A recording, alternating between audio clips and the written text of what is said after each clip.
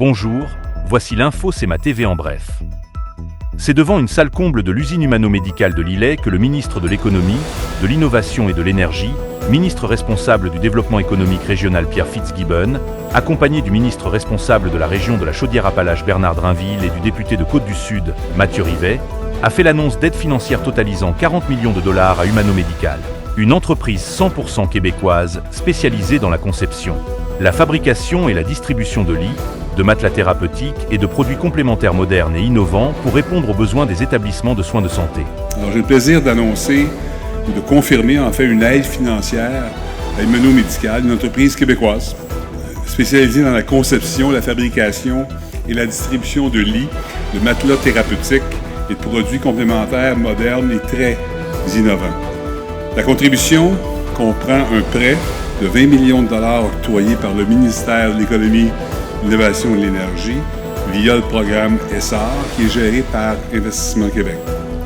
Un prêt du même montant provient également des fonds propres d'Investissement Québec, donc pour un support total de près de 40 millions de dollars.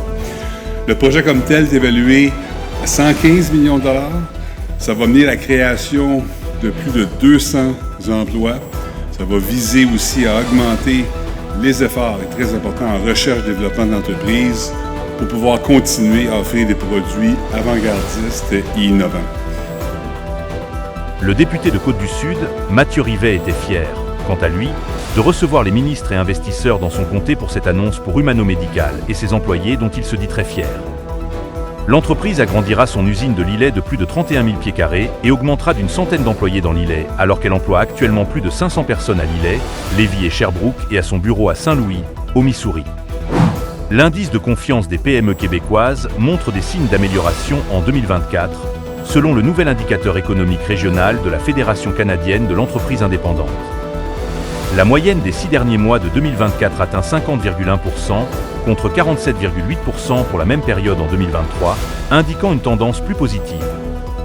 Ce nouvel indicateur économique régional, dévoilé le 27 juin, à l'occasion de la journée des micro- et petites et moyennes entreprises, offre un portrait détaillé de la situation des PME québécoises.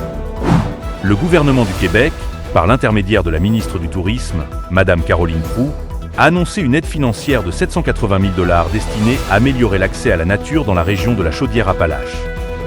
Cette subvention vise à soutenir 2 projets majeurs au parc du Massif du Sud et au sentier de vélo du Mont-Orignal.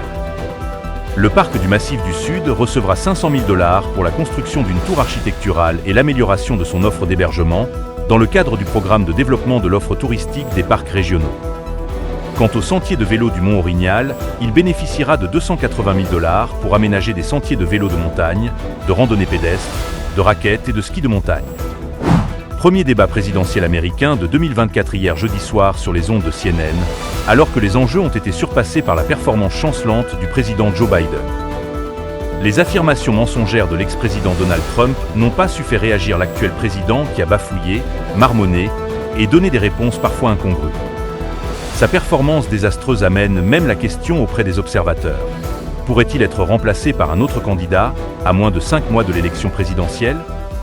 Au sport, la ville de Montmagny élargit son offre pour les amateurs de pickleball en ajoutant de nouveaux terrains à l'aréna et en convertissant des terrains de tennis existants, répondant ainsi à la popularité croissante de ce sport. Depuis le 25 juin, 3 terrains sont disponibles à l'aréna les mardis soirs, pendant 8 semaines. Les séances d'initiation visent à accueillir de nouveaux joueurs. La ville prévoit également convertir les 4 terrains de tennis du parc récréatif pour une pratique mixte tennis-pickleball. Pour plus d'informations, visitez le cematv.ca ou suivez le fil Twitter X de CEMA TV.